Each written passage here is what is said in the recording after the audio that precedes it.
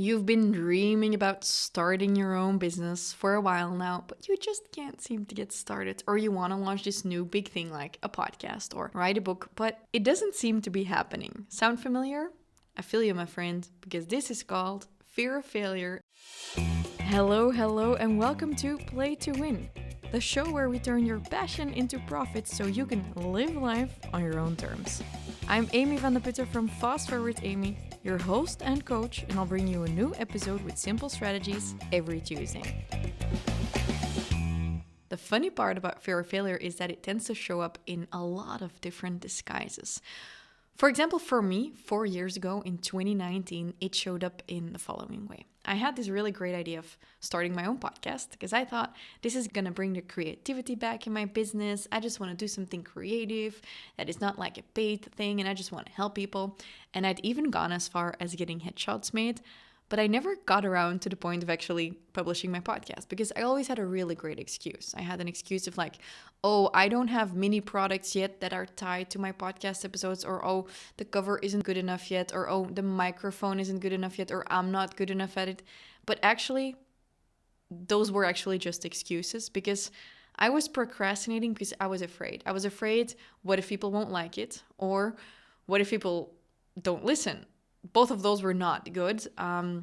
And at a certain point, I was going to postpone it for the third time. But I was like, Amy, you got to stop postponing this. Like, it's so ridiculous. You didn't get this far to only get this far. And like, you teach people other stuff. So go and do it. And what I did in the end is I publicly announced the podcast release date so I couldn't back out. So I kind of like hacked myself and was like, now I have to do it. I hated those first few episodes. When I listen to my own podcast episodes, I actually start hyperventilating because I can hear myself struggle with my breathing throughout episodes. And if I look at those first episodes, I edited it out every single breath I took. So bad. But what I realized back then was, hey, you know what? If I never post a podcast episode, no one will listen. Which is what I was afraid of, that I would launch my podcast and no one would listen. And I was like, but if I never post it, no one will listen. So that's kind of like the same situation. I was like, well, and if people listen to it and they don't like it, well, I could still stop.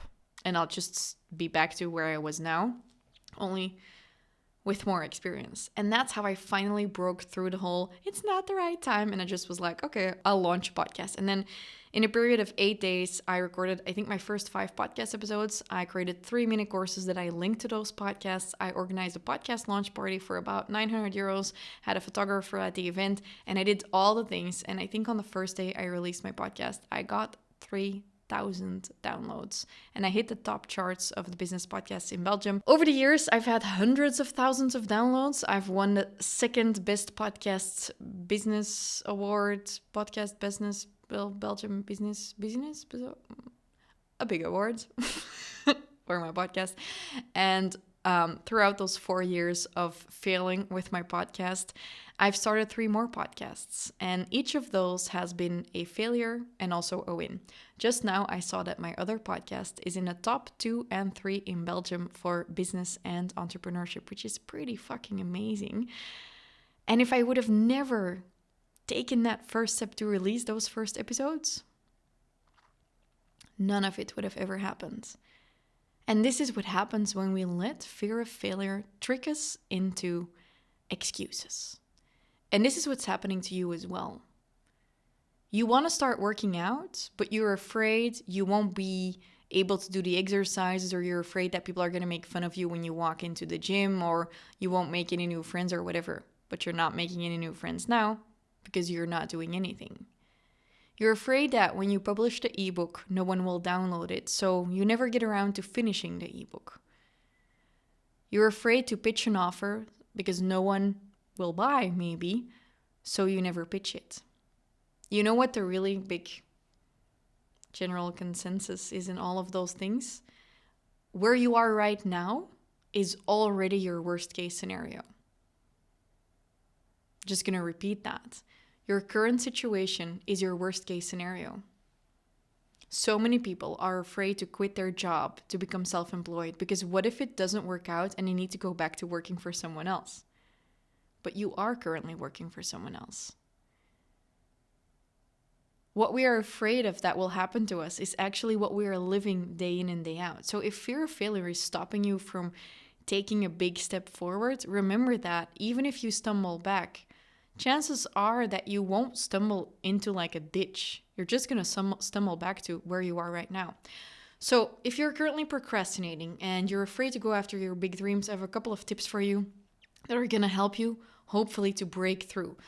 First up is recognize the fear of failure. Recognize when you are making excuses that are actually fear of failure in disguise. Spoiler alert, it's often going to be either that you think other people won't like it, so that's your excuse, but you've excused that as it not being the right time.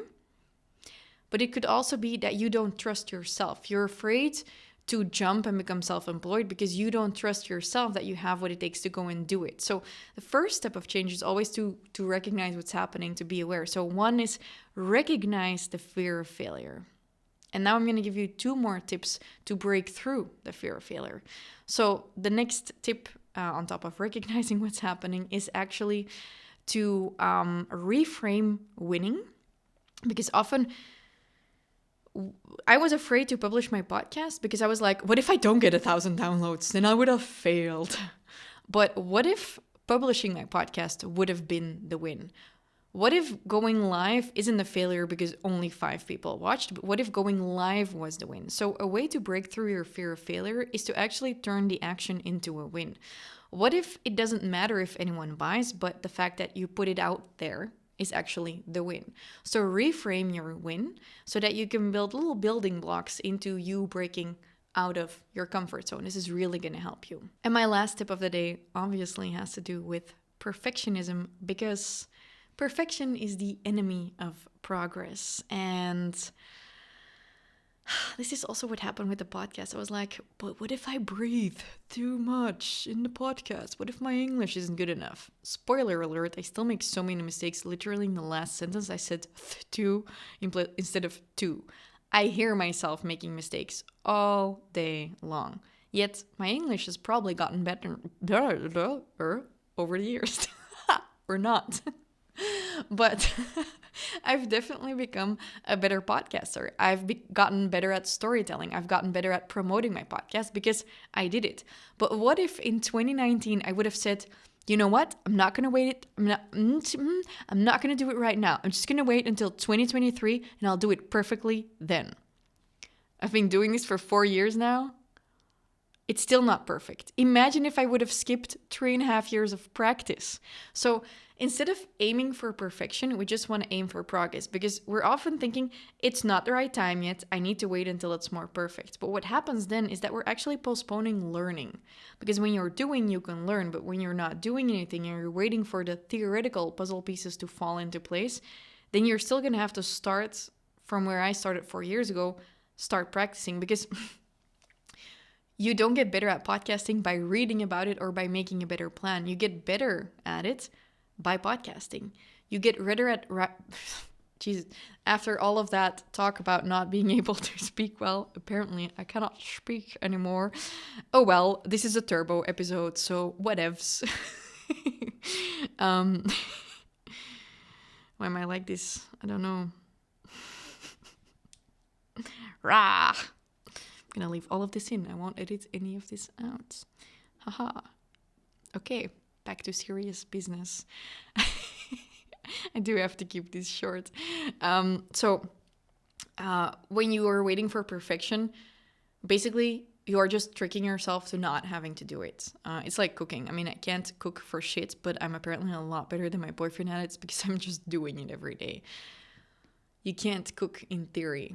You just have to practice. So if you're struggling with perfectionism, what I like to do is I like to look at everything as a test or an experiment. I'm like, hey, I'm launching this thing as a beta round.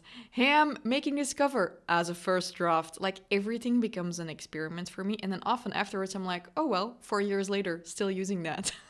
For example, with some of my courses, I recorded some videos and I'm like, I can still make this better afterwards. And then I realized afterwards looking at it like, hey, it's more than good enough. If you've taken some distance, gets better. One thing I do this with, by the way, is sometimes I'll have friends who ask me if I can take a photo of them, for example, for LinkedIn. So these are my friends who don't have a business. And especially when people are not used to getting their picture taken, they get to be very judgy about their own photos. I'm not judgy at all. I see my podcast manager laughing. I think she can relate to this. Yeah. So what I do with my friends, and they've come to this podcast studio, I'm like, yes, Amy, can you take our headshots? And I'm like, I'm not a photographer, but okay, I'll try, experiment.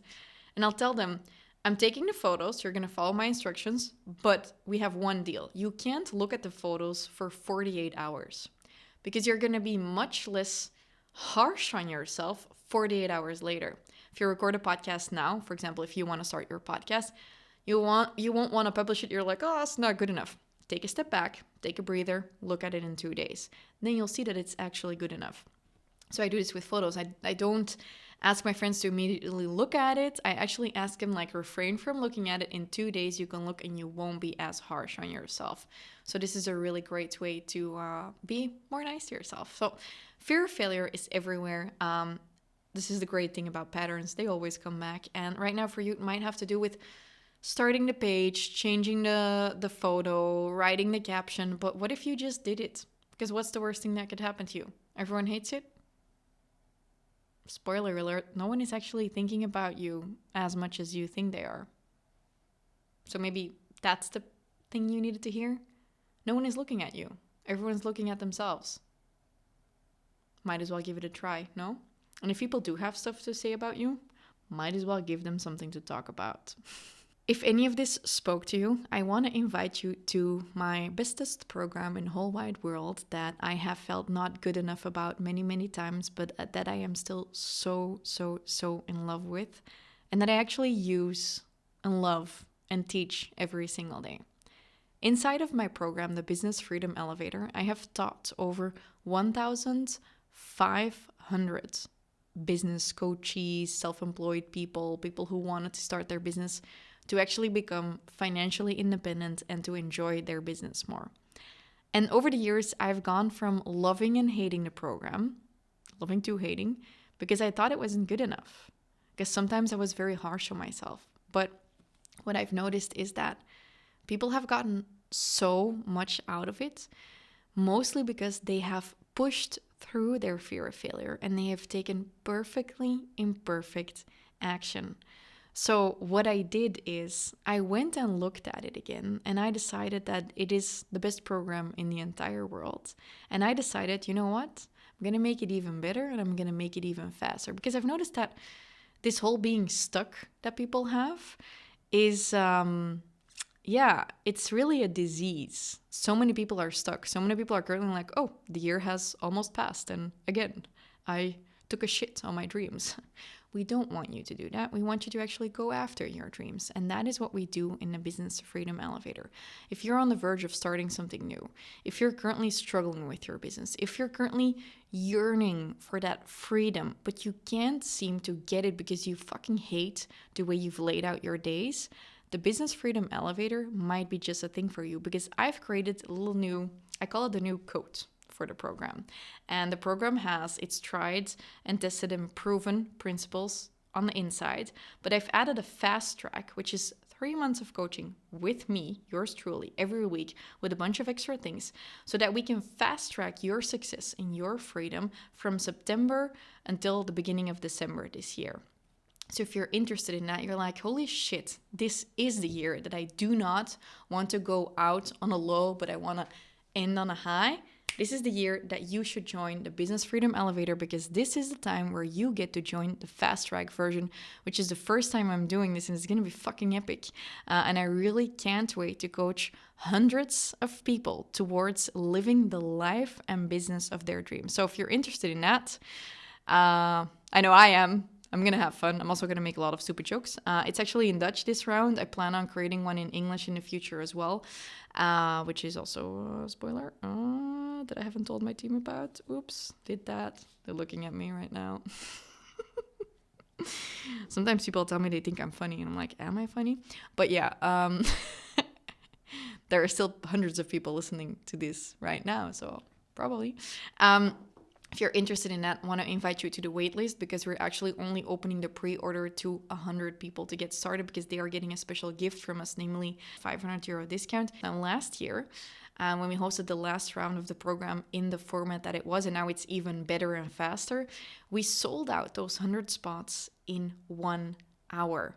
So if you are interested, I want to invite you to not be slow, because this is the fast track to freedom, and it might be that we sell out again even faster. So I would say get your ass on the wait list, because I'm going to open it publicly at a higher price. Only the wait list, the first 100 people get access at the €500 discount, and you do not want to miss out. So go to fastforwardamy.com/BFE waitlist to get inside. If you missed that link, I've linked it in the description of this episode. And if you have any questions about this, feel free to just send me a DM on Instagram, or to just send an email to team@fastforwardamy.com, because we are here to help you out. So maybe you're like, I want to do these, I have questions, where do I need to be and when? Just send us an email, team@fastforwardamy.com. We've got your back, because we want to make this our most successful, fastest round we've ever hosted, because we want to see hundreds of entrepreneurs skyrocket their success and profits and fun in their business by the end of this year. So make sure you're one of them, okay? fastforwardamy.com/BFE waitlist.